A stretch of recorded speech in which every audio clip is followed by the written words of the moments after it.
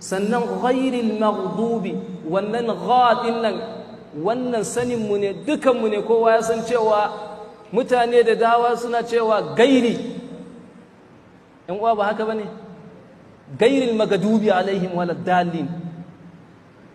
haƙi kalmomi harufa wajen guda nawa cikin waɗannan kalmomin wanda baka ba su haƙƙinsu ba kuma suna da muhimmanci.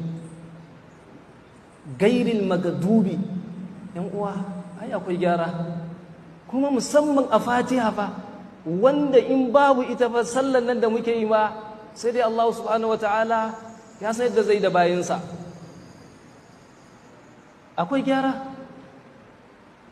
صراط الذين أنعمت عليهم غير المغضوب غا با غا با غا غي wannan gha din nan akwai ya'un, ya'un din nan kuma tana da sukun, sai mun ba wannan ya'un